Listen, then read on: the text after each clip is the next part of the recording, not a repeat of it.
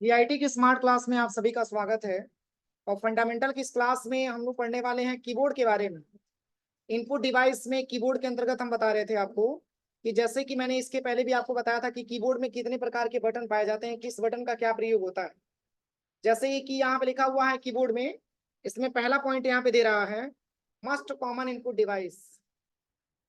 Keyboard एक common input device होता है जिसमें 84 टू 107 कीज इन कीबोर्ड, यानी कि इसमें 84 से लेकर के 107 बटन पाए जाते हैं। इसमें मैंने बताया था 14 कीज एक्स्ट्रा इन मल्टीमीडिया कीबोर्ड, जो मल्टीमीडिया कीबोर्ड आता है उसमें 14 बटन एक्स्ट्रा मात्रा में पाया जाता है। फिर कह रहा है कि used for input text data in computer, इसका प्रयोग हम अपनी कंप्यूटर में टेक्स्ट के रूप में डेटा इनपुट कराने के लिए करते हैं। फिर कह रहा है कि types of keys in keyboard, keyboard में जो बटन की जो वर्क होता है, जो टाइप होता है, यहाँ पे बताया गया फंक्शन की, या फोन से लेकर के F12 तक आपके कीबोर्ड में फंक्शन की संख्या टोटल 12 होती है।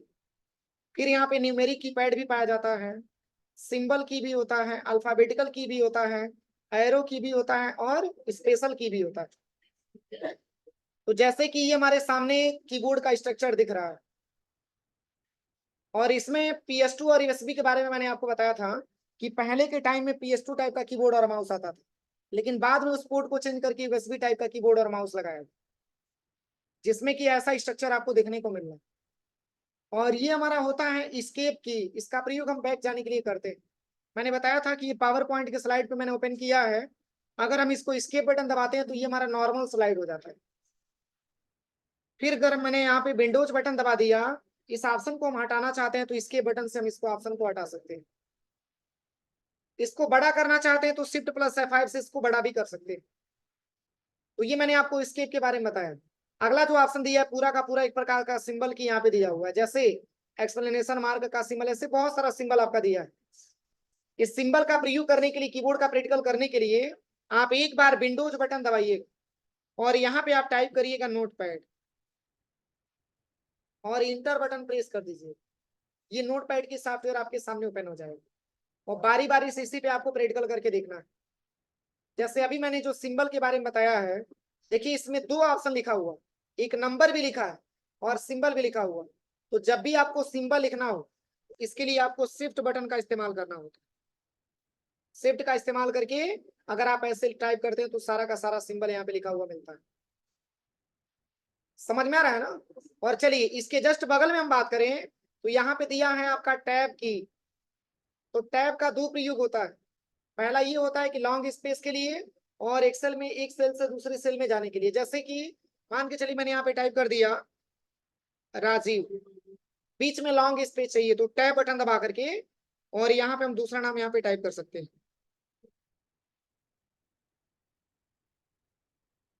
समझ में आ रहा है? तो ये टैब दबा दबा करके इतना सारा स्पेस हमको मिलता जाता है। और वही अगर हम जो है एक्सेल की बात करें तो यहीं पे पुनः विंडोज बटन दबाइए और यहाँ पे आपको एक्सेल की सॉफ्टवेयर ओपन कर लेना। एक्सेल की सॉफ्टवेयर ओपन करने के बाद यहाँ पे छोटा छोटा सेल दिख रहा है ना, यहाँ पे जैसे कि मैंने टाइप कर दिया सीरियल नंबर, फिर नेक्स्ट वाले सेल में स्टूडेंट नेम लिखना है तो यहीं पे टैब बटन दबा दें, यहाँ पे स्टूडेंट नेम टाइप करें, फिर टैब दबाएंगे, फिर यहाँ पे कोर्स हम टाइप कर सकते हैं। अलग अलग सेल में हम जा सकते हैं। तो ये हमारे टैब का प्रयोग होता है।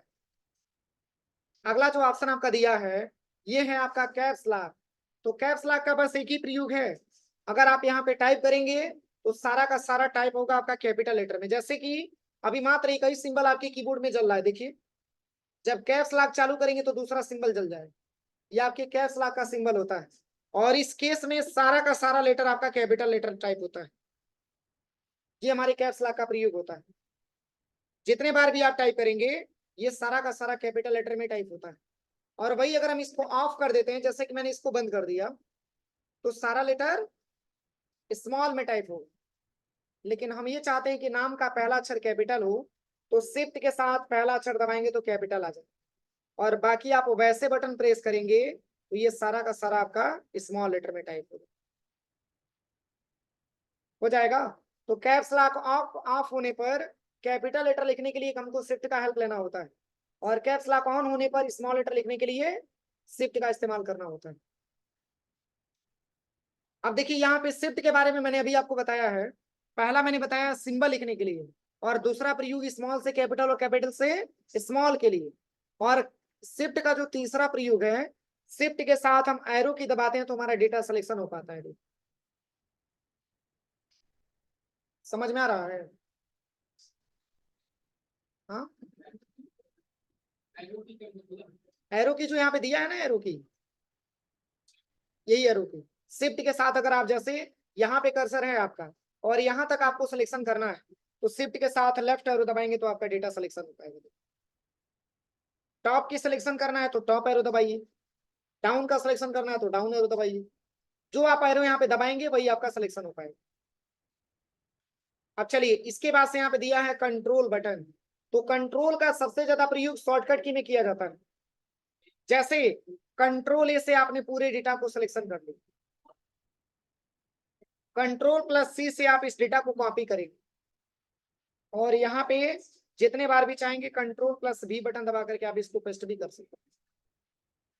ये कंट्रोल का प्रयोग होता है। कंट्रोल का सबसे ज्यादा प्रयोग शॉर्टकट की में किया जाता है। इसके बाद यहाँ पे कंट्रोल का जो दूसरा प्रयोग है, कंट्रोल के साथ माउस का जो स्क्रॉल व्हील आपका दिया हुआ है, इसके माध्यम से आप फोल्डर की आइकन को छोटा बड़ा कर पाते हैं। हो रहा है? फोल्डर की आइकन को छोटा बड़ा कर पाते हैं। और control plus alt plus del button दबा करके आप अपने सिस्टम को दोबारा से रीस्टार्ट कर सकते हैं। बस control alt plus del button आपको दबाना है। देखिए यहां से रीस्टार्ट आप कर सकते हैं, हो जाएगा। चलिए, इसके बाद से जो अगला ऑप्शन आपका दिया है, अगला ऑप्शन जो दिया है वो है आपका विंडोज बटन। विंडोज डी दबाएंगे तो मिनिमाइज हो जाएगा, विंडोज डी दबाएंगे तो मैक्सिमाइज हो जाएगा। केवल विंडोज बटन प्रेस करेंगे तो सर्च का ऑप्शन यहाँ पे आ जाएगा। यहाँ पे किसी अन्य सॉफ्टवेयर को आप ओपन भी कर सकते हैं, जैसे विनवर्ड मैंने ओपन कर लिया। समझ में आ रहा है? पीछे आवाज नहीं आ रहा? समझ में आ रहा है कि नहीं आ रहा है? यहाँ पे पुनः जैसे कि मैंने विंडो के साथ आर बटन दबाया, ये रन कमांड हमारे सामने आ गया। देखिए यहां से हम एक्सेल की सॉफ्टवेयर भी ओपन कर सकते हैं। फिर यहाँ पे सर्च पे आते हैं, विंडो प्लस एस दबा करके, और यहाँ पे मैंने टाइप कर दिया पेंट, तो पेंट की सॉफ्टवेयर ओपन हो जाता है। और वही अगर विंडो प्लस ई बटन दबाते हैं तो दिस पीसी ओपन हो जाता है। दिस पीसी पे आप आ जाते हैं। कोई दिक्कत है यहाँ तक? विंडो प्लस सीएल दबाएंगे तो आपकी सिस्टम लॉक हो जाती है। फिर यहाँ पे एंटर करिए, फिर यहाँ पे आपको जीआईटी पासवर्ड डालिए, तब आपका सिस्टम ऑन होता है। ठीक है? तो ये विंडो का सबसे ज्यादा प्रयोग शॉर्टकट की में ज्यादा मात्रा में किया जाता है। अगला क्या दिया है? देखिए अगला जो दिया है वो है आपका अल्ट बटन, और मैंने बताया था इसका पूरा नाम अल्टरनेट की होता है। अल्टरनेट का मतलब ये होता है, जैसे कि अगर आप सिंगल इस तरीके से काम करेंगे, केवल अल्ट बटन दबाएंगे तो आपके कंप्यूटर में कोई भी काम नहीं होगा। इसके लिए कोई ना कोई बटन आपको दबाना पड़ेगा। तो जैसे अल्ट के साथ F4 बटन आप दबाते हैं तो आपके सिस्टम में जितने भी सॉफ्टवेयर ओपन हैं सब वन बाय वन करके यहाँ से बंद होते हैं। देखिए अल्ट प्लस F4 बंद हो जाएगा, फिर अल्ट F4 दबाएंगे तो ये भी बंद हो जाएगा, फिर अल्ट F4 दबाएंगे तो ये भी बंद हो जाएगा। मतलब वन बाय वन करके सारे सॉफ्टवेयर को जब क्लोज करेंगे तो लास्ट में हमारा सिस्टम भी शट डाउन करने का ऑप्शन आ जाता है। कोई दिक्कत है यहाँ तक? अब चलिए, इसके बाद से यहाँ पे जो अगला ऑप्शन आपका दिया है,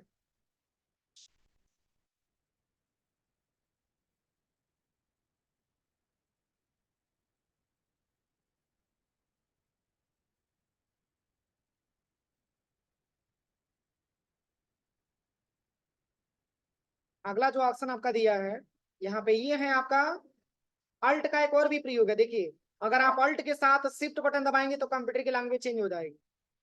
अल्ट प्लस शिफ्ट, देखिए इंग्लिश है तो हिंदी हो गया यहाँ पे।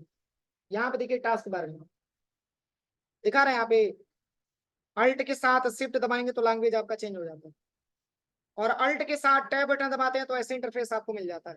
आप किसी भी पेज पे आप जा सकते हैं। फिर अल्ट के साथ टैब दबाइए और आप MS पावर पॉइंट के स्लाइड पे आ सकते हैं। तो ये हमारे अल्ट का प्रयोग होता है। अगला जो ऑप्शन आपका दिया है ये है आपका स्पेस बटन। स्पेस का प्रयोग हम तब करते हैं जब दो शब्दों के बीच में स्पेस देना। जैसे कि विंडोज बटन मैंने दबा लिया और यहाँ पे हम टाइप कर लेते हैं नोटपैड। अब यहाँ पे जैसे कि मान के चलिए कई लोगों का नाम हमको टाइप करना है, तो नाम टाइप करने के बाद स्पेस देना पड़ेगा ना, तभी तो दूसरा नाम यहाँ पे लिखेंगे। यहाँ पे आप दूसरा नाम यहाँ पे टाइप करिए, फिर यहाँ पे स्पेस दीजिए, फिर यहाँ से दूसरा नाम, ऐसे आप नाम लिख सकते हैं। ये स्पेस का प्रयोग होता है। अगला ऑप्शन क्या दिया है, तो यहाँ पे अब इस साइड हम आते हैं। देखिए ये तो पूरे ए से लेकर के जो जेड तक लिखा हुआ है, इसको हम अल्फाबेटिकल की बोलते हैं। क्या बोलते हैं? अल्फाबेटिकल की। ये जो भी आपको ए से लेकर के जेड तक आपको लिखा हुआ दिख रहा है। प्लस इसके बारे में बात करें तो ये दो सिंबल हमको मिल जाता है, ये हमारा ग्रेटर देन है और ये हमारा लेस देन। तो इसका भी प्रयोग हम तब करते हैं जब एमएस वर्ड में टेक्स्ट की साइज को इंक्रीज करना होता है और डिक्रीज करना होता है, तब जाकर के इसकी रिक्वायरमेंट आती है। जैसे कि आप यहाँ पे सर्च पे आइए और यहाँ पे वर्ड टाइप करिएगा और ओपन करेंगे तो ऐसा इंटरफेस आपके सामने आ जाएगा। और यहाँ पे मैंने टाइप कर दिया पडरौना, बहुत छोटा में लिखा हुआ है ना, हम चाहते हैं कि इसकी साइज को थोड़ा इंक्रीज कर दिया जाए, तो कंट्रोल ए से सिलेक्शन करिए। अब इसकी साइज कंट्रोल शिफ्ट और ग्रेटर देन से आप इसकी साइज को बढ़ा सकते हैं। इंक्रीज हुआ कि नहीं हुआ? Control plus shift plus greater than, जैसे कहां से देखिए मैं आपको दिखा दूंगा। ये दोनों बटन एक साथ आपको प्रेस करना है और तब जाकर के आपको ये ग्रेटर देन वाला बटन दबाना है, ये वाला बटन। समझ में आ रहा है ना? तब जाकर के टेक्स्ट की साइज बड़ी होगी। लेकिन किस सॉफ्टवेयर में? किस सॉफ्टवेयर में? एमएस वर्ड के सॉफ्टवेयर में। ये एमएस वर्ड ही तो मैंने ओपन किया था। देखिए सबसे टॉप में क्या लिखा हुआ है? डॉक्यूमेंट वर्ड लिखा हुआ है। और वही इसका अपोजिट होता है आपका लेस देन। अगर इससे लेस देन का प्रयोग करेंगे तो इसकी साइज घटेगी। हो जाएगा। इसके बाद से अगला क्या ऑप्शन दिया है? इसमें अगला ऑप्शन जो आपका दिया है ये है आपका इंटर की। तो इंटर का क्या प्रयोग होता है? तो देखिए जैसे हम यहाँ पे एमएस वर्ड पे सॉफ्टवेयर पे आ जाते हैं। अब जैसे कि यहाँ पे 5 पैराग्राफ अगर आपको नॉर्मली टाइप करना है, इसकी एक शॉर्टकट की होती है, इक्वल एंड ब्रैकेट ओपन और ब्रैकेट क्लोज करके एंटर करेंगे तो आपके सामने 5 पैराग्राफ लिखा हुआ मिल जाता है। जैसे आप खुद देखिए यहाँ पे, हम यहाँ पे सबसे पहले इक्वल एंड यहाँ पे टाइप कर लेते हैं। देखिए ब्रैकेट ओपन और क्लोज करके मैंने एंटर किया, इतना सारा लिखा हुआ मिल जाता है केवल इसी सॉफ्टवेयर में। अब ये नहीं कि नोटपैड में जाके ट्राई करिएगा, तब नहीं हो पाएगा। अब इसको सिलेक्शन करके इसकी साइज को हम थोड़ा सा डिक्रीज कर लेते हैं। अगर आप चलते हैं यहाँ पे पहले वाले लाइन पे और हम ये चाहते हैं कि पहले और दूसरे लाइन के बीच में कुछ लाइनों की स्पेस मिल जाए, तो यहीं पे आपको इंटर बटन दबाना होता है। जितने बार आप इंटर दबाएंगे उतने बार आपको स्पेस मिलता जाएगा। और वही पहले की कंडीशन में आने के लिए आपको बैक स्पेस प्रेस करना होता है। जितने बार बैक स्पेस दबाएंगे पहली की अवस्था में आप आ जाएंगे। तो बैक स्पेस का दो प्रयोग है। पहला प्रयोग तो मैंने अभी आपको बताया बैक जाने के लिए, और दूसरा ये प्रयोग है कि जहां पे आपका कर्सर रहेगा, देखिए इसको कर्सर बोला जाता है, जो यहाँ पे मूव कर रहा है वहां पे दिख रहा है ना, उसको कर्सर बोला जाता है। और वही अगर हम यहाँ पे आते हैं तो एरो बनेगा, यहाँ पे एरो दिख रहा है, इसको पॉइंटर बोला जाता है। तो कभी भी कर्सर और पॉइंटर में अंतर समझ में आपको आना चाहिए, नहीं तो पता चलेगा कि इसी को आप कर्सर बोल देंगे, ये पॉइंटर होता है। अब देखिए यहां से लेकर के और यहां तक हमको डेटा को मिटाना है, तो बस बैक स्पेस आप दबाए रखिए, ये पूरा डेटा को वहां से इरेज करते जाएगा। देखिए समझ में आ रहा है? जहां पे कर्सर रहेगा वहां से लेकर के लेफ्ट साइड में जितना भी टेक्स्ट लिखा हुआ मिलेगा, उन सबको डिलीट करने का काम आपका बैक स्पेस करता है। हो जाएगा। इसके बाद से अगला ऑप्शन क्या दिया है? पहले यहां तक बताइए किसी को कोई प्रॉब्लम हो तो। यहां तक समझ में आया कि नहीं आया? आप लोग बोलते नहीं है क्या? मैं क्या पूछ रहा हूँ, समझ में आया कि नहीं आया? हो जाएगा ना प्रैक्टिकल। चलिए केवल फंक्शन की छूटा हुआ है, ये फंक्शन की मैं आपको एक दिन की क्लास में बताऊंगा। एक दिन इसमें टाइम लगेंगे फोन से लेकर के F12 तक। अब राइट साइड में बताएं, राइट साइड में बताएं। देखिए यहाँ पे लिखा हुआ है प्रिंट स्क्रीन। जैसे आपने देखा होगा मोबाइलों में, जैसे कि अगर आप कोई इमेज वगैरह सेव करना चाहते होंगे, नहीं सेव हो पाता है, उसकी स्क्रीनशॉट आप करते हैं, होता है ना स्क्रीनशॉट। सेम उसी तरीके से अगर हमको कंप्यूटर में स्क्रीनशॉट करना हो तो कैसे करेंगे? तो इसके लिए आपका ये स्क्रीनशॉट वाला ऑप्शन आपका दिया हुआ है। ये कैसे होता है? तो यहाँ पे पहले तो विंडोज बटन आया यहाँ पे, एक और बटन यहाँ पे आता है, कीबोर्ड में क्लियर करिएगा, FN के नाम से आता है, FN। आप लैब में जाइएगा तो क्लियर करिएगा, कीबोर्ड में विंडोज और ऑल्ट के बीच में एक FN बटन आता है। तो जब भी आपको स्क्रीनशॉट लेना हो तो पहले क्या करिए कि विंडोज बटन दबाइए, FN बटन दोनों एक साथ दबा लीजिए। दबाने के बाद तब जाकर के प्रिंट स्क्रीन पे आते हैं, तो जो मैटर आपने तत्काल में खोला उसकी स्क्रीनशॉट हो जाती है। जैसे मैं आपको करके दिखा रहा हूं, किसी और पेज पे आ जाते हैं, जैसे कि इसी काम को स्क्रीनशॉट करना है, FN बटन दबाइए, विंडोज बटन, और यहीं पे प्रिंट स्क्रीनशॉट की बटन आप प्रेस करिए। थोड़ी सी बत्ती डिम हुई है ना? मोबाइल में भी आप स्क्रीनशॉट करते हैं, इमेज कहाँ पे मिलता है? स्क्रीनशॉट वाले फोल्डर में मिलता है, गैलरी में स्क्रीनशॉट का फोल्डर बनता है। तो यहां से विंडो प्लस ई बटन दबाइएगा और आप चले आइएगा पिक्चर वाले ऑप्शन पे। अब यहीं पे एक फोल्डर मिलेगा आपको स्क्रीनशॉट के नाम से, ये रहा, दिख रहा है ना? इसी को आप ओपन करिए, यहीं पे सबसे नीचे स्क्रीनशॉट करके आया है, देखिए हो जाएगा। इसका भी स्क्रीनशॉट हो चुका है, देखिए ये जो टॉपअप जो विंडो यहाँ पे दिख रहा है ना, इसका भी स्क्रीनशॉट हो गया। स्क्रीन पे जो भी प्रेजेंट में दिखेगा उसकी स्क्रीनशॉट हो जाती है। देखिए यहाँ पे स्क्रीनशॉट इसका भी हुआ। अब चलिए इसके बाद से जो ऑप्शन आपका दिया है, ये है आपका स्क्रॉल लॉक। क्या दिया है? Scroll lock. और मात्र इसका एक ही सॉफ्टवेयर में प्रैक्टिकल है, वो है आपका MS एक्सेल। अगर एक्सेल के सॉफ्टवेयर में आप आ जाते हैं तो शिफ्ट के साथ एरो दबा करके कोई भी आप सेल को सिलेक्शन नहीं कर पाते। एक्सेल मिलेगा कैसे? तो यहीं पे विंडोज बटन दबा दीजिए और क्या टाइप करना है? एक्सेल, EXCEL, एक्सेल की सॉफ्टवेयर ओपन कर लीजिएगा।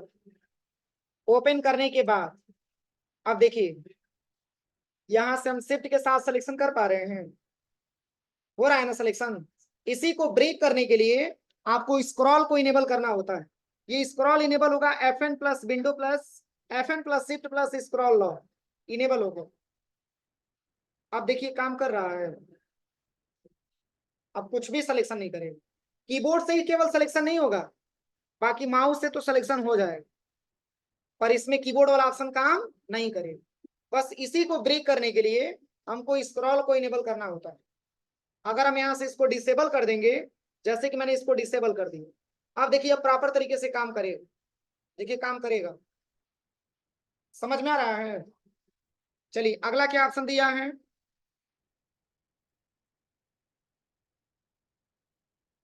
अगला ऑप्शन है पॉज। तो पॉज के बारे में आपको पता ही है, कोई वीडियो वगैरह चल रहा है उसी को स्टॉप करना है, रोकना है। अगला दिया है इंसर्ट।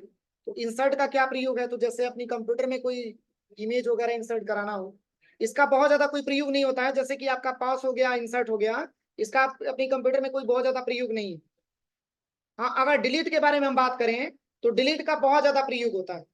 तो दो कंडीशन में होता है, जैसे कि आपने नाम सुना होगा, आपके कंप्यूटर में एक फोल्डर पाया जाता है जिस फोल्डर का नाम है रिसाइकल बिन। आपने नाम सुना है? इसका क्या मतलब होता है बताइए? Recycle bin. हाँ, जैसे मोबाइल में भी होता है, मोबाइल में भी एक होता है ट्रैश बिन करके शायद होता है, मैंने केयर नहीं किया है, शायद ट्रैश बिन ही करके होता है, ट्रैश होता है ना। जैसे ही आप उसमें जब डिलीट करते हैं नॉर्मल फोटो या वीडियो जो भी डिलीट करते हैं, उसी में आकर के वो स्टोर हो जाता है। शायद उसका डेट भी रहता है कि 15 से 20 दिन वो कैप्चर करता है, उसके बाद से ऑटोमेटिक डिलीट हो जाता है। ठीक है ना? सेम उसी तरीके से आपके कंप्यूटर में भी एक रिसाइकल बिन का फोल्डर पाया जाता है, और उस रिसाइकल बिन के फोल्डर में जाकर के वही डेटा स्टोर होता है जो नॉर्मल तरीके से आप डिलीट करते हैं। जैसे कि आपने कोई फोल्डर डिलीट किया, उसमें जाकर के स्टोर हो जाए, कोई फाइल आपने डिलीट किया, उसमें जाकर के स्टोर हो जाता है। लेकिन अगर आप ये चाहते हैं कि रिसाइकल बिन में भी ना जाए, तो इसके लिए शिफ्ट के साथ आपको डिलीट बटन दबाना होता है। समझ में आ रहा है ना? वही जब हम शिफ्ट के साथ डिलीट बटन दबाएंगे तो नॉर्मली डिलीट नहीं होगा, परमानेंटली डिलीट हो जाता है, हमेशा हमेशा के लिए डिलीट हो जाता है, वो रिसाइकल बिन में जाइए नहीं करेगा। ये हमारा काम होता है किसका? Delete button. तो डिलीट का मतलब किसी फाइल को, किसी फोल्डर को, किसी इमेज को, किसी भी डेटा को डिलीट करना होता है, मिटाना होता है। चलिए अगला जो ऑप्शन आपका दिया है ये है आपका होम और इन। ये दो ऑप्शन समझना है आपको। देखिए जैसे हम यहाँ पे आ जाते हैं सबसे पहले MS वर्ड की सॉफ्टवेयर पे।